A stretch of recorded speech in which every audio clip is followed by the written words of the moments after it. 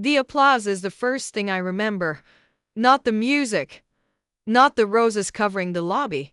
Not the enormous red banner that read, "Happy Valentine's Day to the Horizon executive team."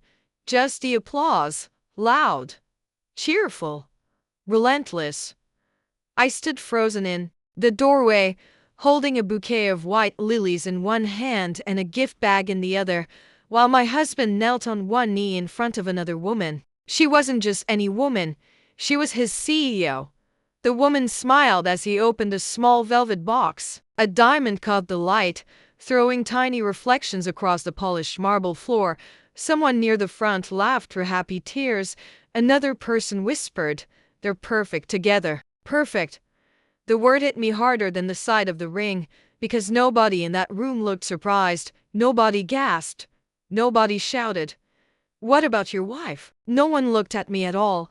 The flowers slipped from my fingers, landing with a soft thud. A few petals scattered across the floor. Still. And no one noticed. At that moment, I realized something far more terrifying than my husband proposing to another woman.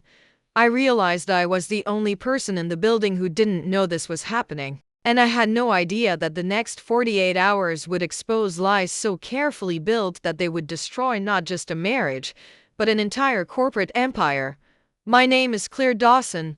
I'm 34 years old, and until that Valentine's Day, I thought I had the kind of marriage people secretly envied. Ryan and I had been married for 8 years. We met at a neighborhood coffee shop in Seattle. When both of us reached for the last blueberry muffin, he insisted I take it. I insisted we split it. He laughed. We ended up talking until the cafe closed. Looking back, I still wonder if that version of Ryan ever truly existed, or if I had simply fallen in love with the man he wanted me to see. For years, life felt ordinary in the best possible way. We rented our first tiny apartment, saved every spare dollar, shared old furniture that didn't match, celebrated promotions with takeout because we couldn't afford expensive restaurants. When Ryan landed a job at a fast-growing technology company, we celebrated by buying our first house. It wasn't huge. It wasn't fancy, but it was ours. Every wall held memories. Every room carried dreams. I believed we were building a future together. I believed every sacrifice mattered. Most importantly, I believed we were a team. At least I did, until 6 months before Valentine's Day. That's when little things started changing. Nothing dramatic. Nothing that screamed affair. Just changes. Ryan began working later. His phone never left his hand. He suddenly cared about designer suits. New watches appeared. Expensive cologne replaced the one he'd worn for years. When I teased him about trying to impress someone at work, he smiled.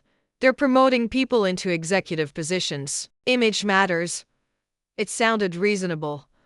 I wanted to believe him. So I did. Love has a strange way of making excuses before it asks difficult questions. Whenever I mentioned his late nights, he'd kiss my forehead. "This promotion is for us, Claire." Every time he said us, I stopped asking. A month before Valentine's Day, he became unusually affectionate. He brought home flowers, cooked dinner twice, suggested we finally take the vacation we'd postponed for years. One evening, he wrapped his arms around me while I washed dishes. "I know I've been distracted." I smiled. I figured, "I promise it'll all be worth it soon." I leaned back against him. "I've never doubted you. Even now."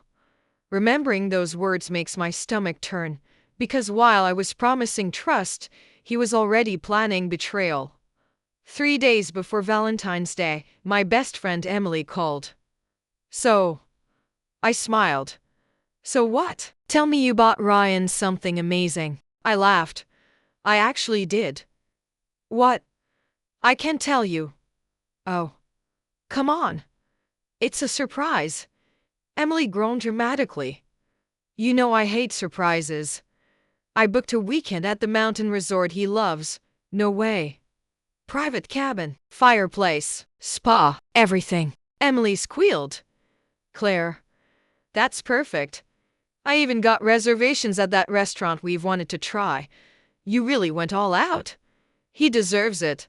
There was a brief silence, then Emily asked a question I didn't think much about at the time. He's definitely working on Valentine's Day until late afternoon.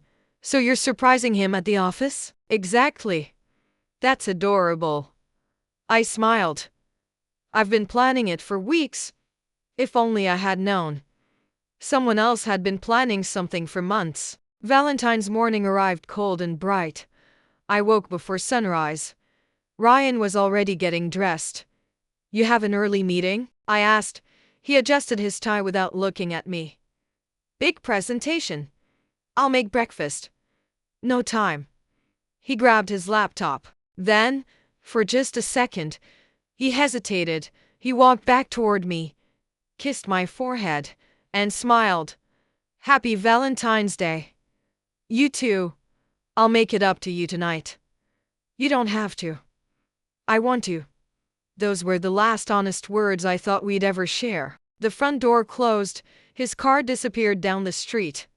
I spent the morning decorating a gift box. Inside it, I placed a leather journal he'd admired months earlier, our printed vacation itinerary, 2 first-class train tickets to the mountains, a handwritten letter, 8 pages, every memory, every dream, every reason I loved him. I even sprayed my favorite perfume onto the envelope. I wanted him to remember that moment forever. He would. Just not for the reason I imagined. Around 3 in the afternoon, I left home carrying everything. The bouquet, the gift bag, the chocolates, the letter, the reservations, the future I thought we still shared. His office occupied the top 6 floors of a sleek downtown skyscraper. The lobby was covered with Valentine's decorations, red roses, crystal centerpieces, soft violin music. I smiled. What a nice surprise. The receptionist looked up. Can I help you? I'm here to surprise my husband. Name? Ryan Dawson. Something flickered across her face. It was subtle, almost impossible to notice. She looked toward another employee before forcing a smile. Oh, just one word. Oh.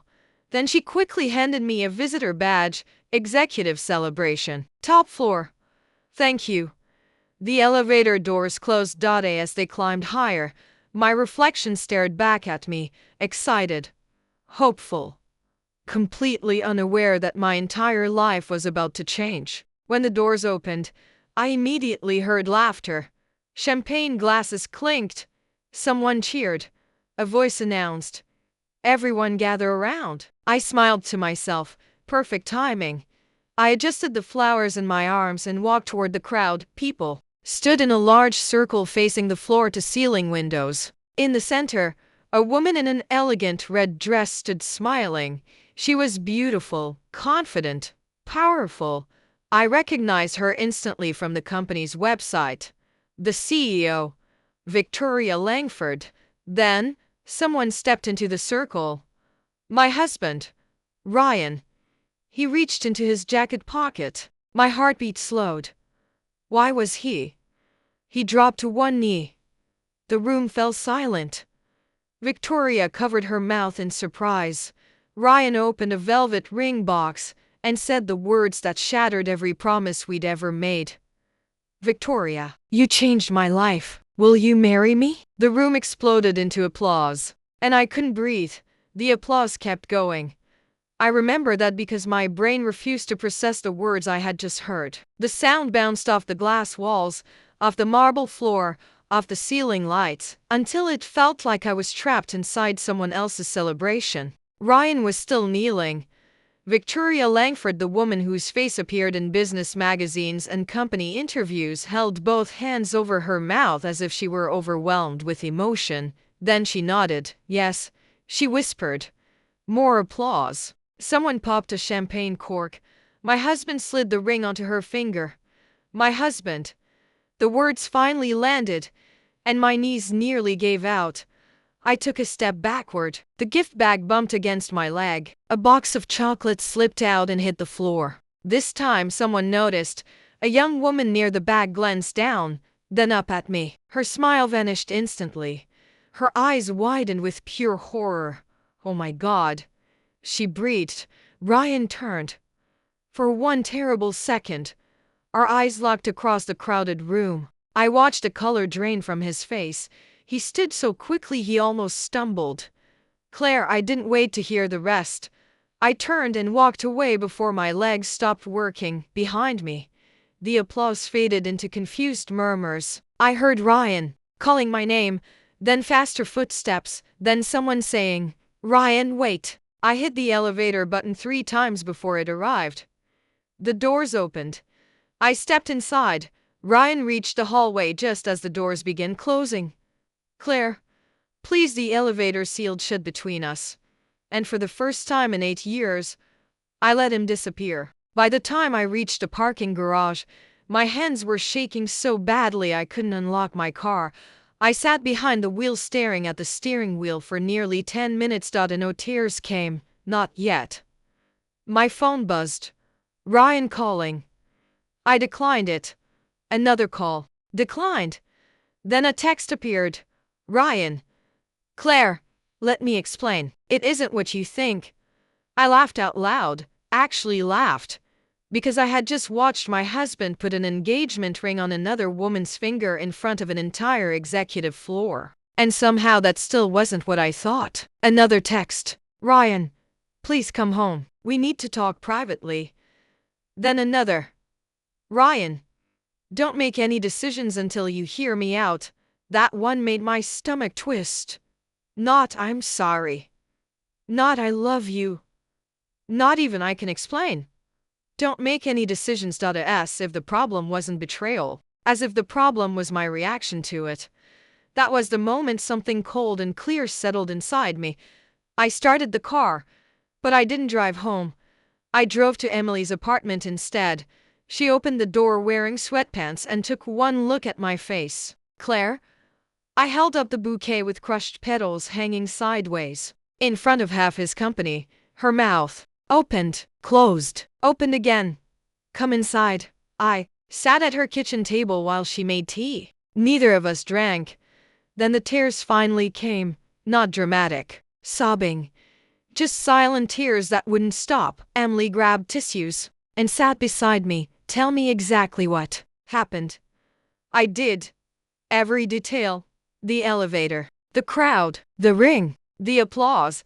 When I finished, Emily looked physically sick. "Claire, there's something I need to ask." I wiped my face.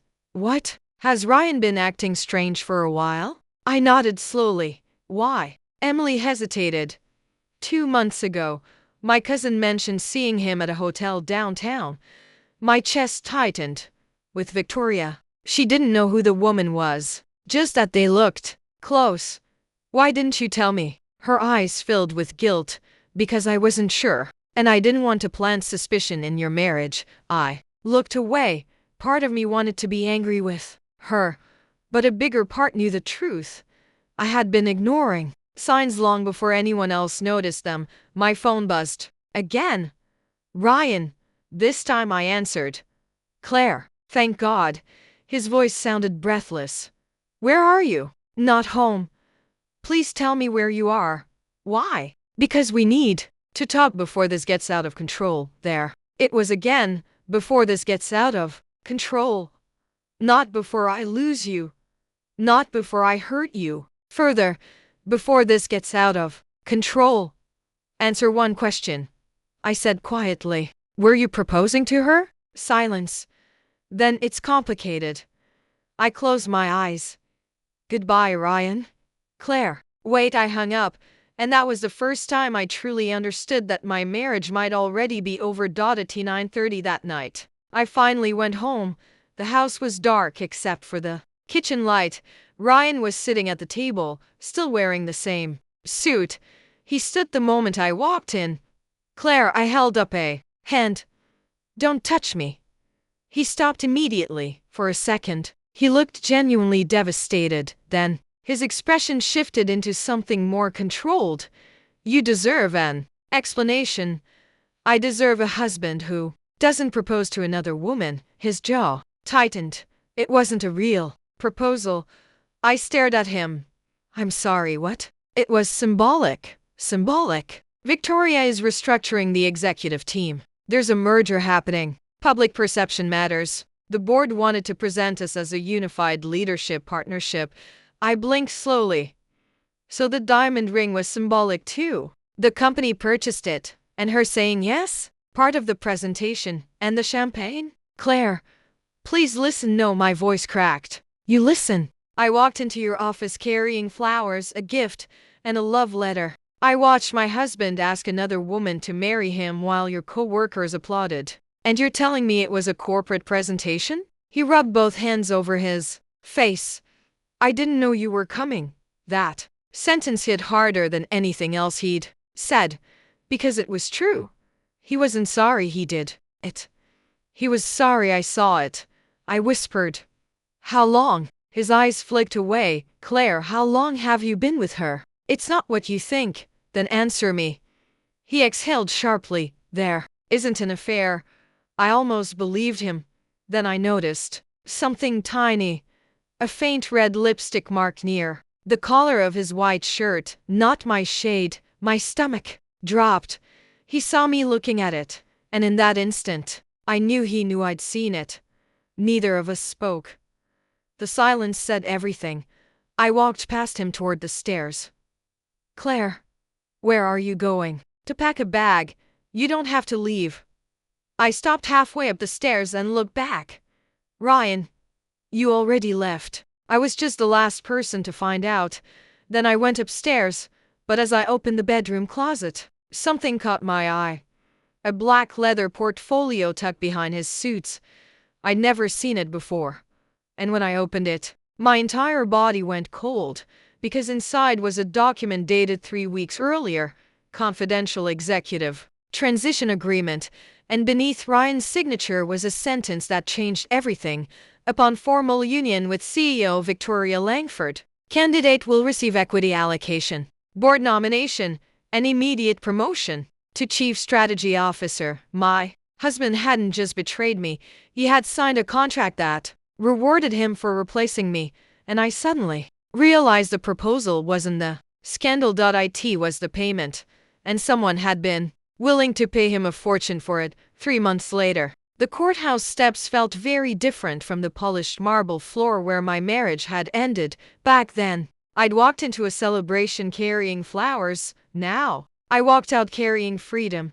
The divorce had been finalized that morning. Ryan didn't look at me as we left the courtroom. He couldn't.